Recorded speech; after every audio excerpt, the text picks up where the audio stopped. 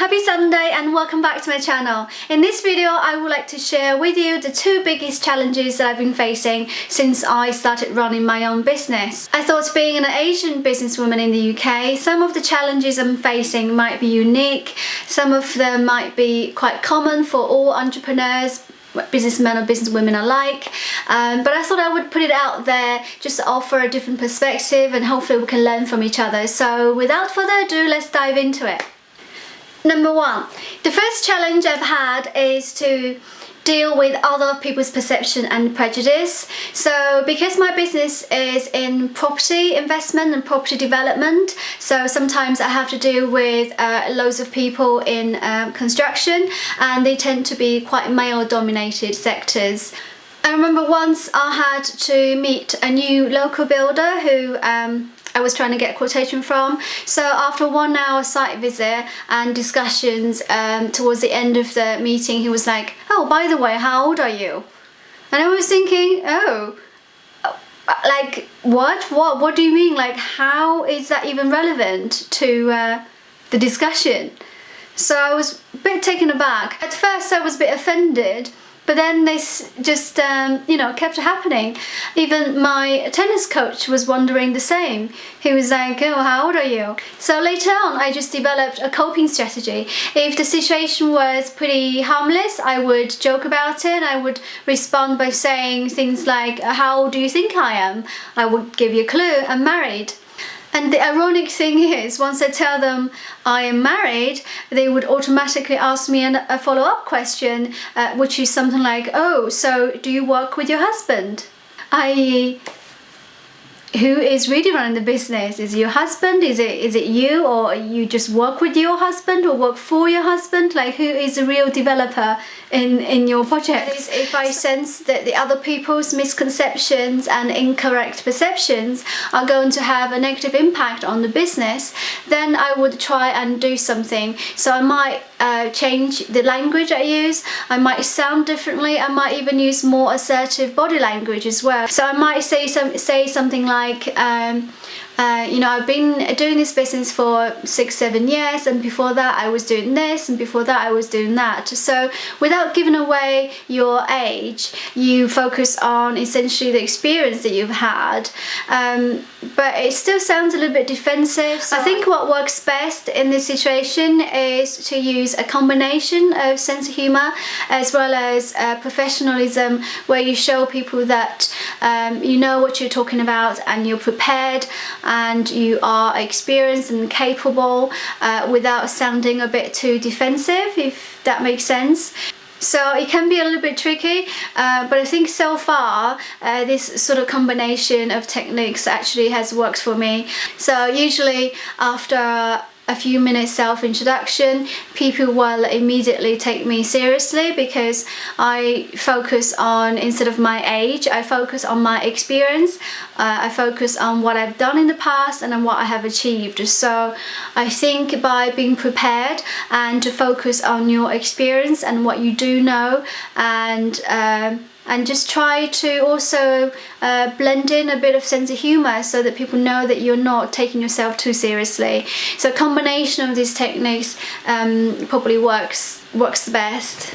The first step, I think, is to recognize that the question itself is actually not very professional, and really it's not what it matters, and therefore the answer should not be the focus either, because rather than focusing on some irrelevant piece of information, let's focus on what actually matters, which is, your experience, your professionalism, your know-how, your capabilities and your resources, and just the business stuff that actually matters.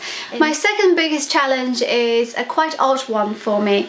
It's actually something that I never thought I would say, but some recent business situations have made me realize that sometimes I might be suffering from a lack of self-respect, or a lack of self-worth, or a misunderstanding of my own self-worth, because I have noticed that there are a few instances where I have forgotten about my own needs and what I can bring to the table. So I come across as someone who is quite desperate trying to win the business, or desperate trying to form a business partnership, without actually realizing that I also have my own needs to meet, and I tend to focus on other people's needs and try to please people. So I don't know if it's to do with my part of me trying to please other people, or perhaps it's part of me that is lack of self-worth.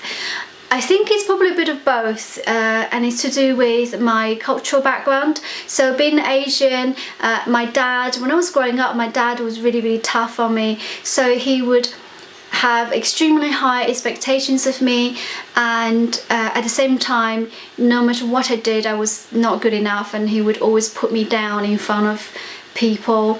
But ironically, when I was not around, he would praise me while I was not around. He would say things like, "Oh, my daughter is amazing, and she did this, she did that." So really, I don't understand why he did that, but I think it's just, I don't know, it's a cultural thing, and it's deep rooted in, you know, his generation's way of living, and there's nothing I can do about that.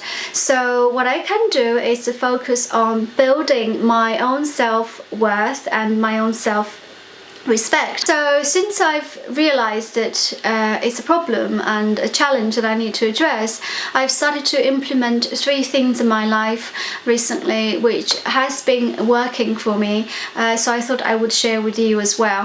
So the first thing I've done is to increase the amount of quality time that I spend with myself, including doing more meditation, writing journals, and also reading books on psychology, trying to understand myself a bit more. And the second thing is I've started to see a therapist. I've actually done a video on why everyone should start seeing a therapist. So if you are interested, please do check it out. I will put a link in the description down below or here. And on top of that, I have started to set boundaries for myself. So there are certain things that I do not allow myself to do, and there are certain things that I do not allow others to do. So essentially make your own rules kind of thing.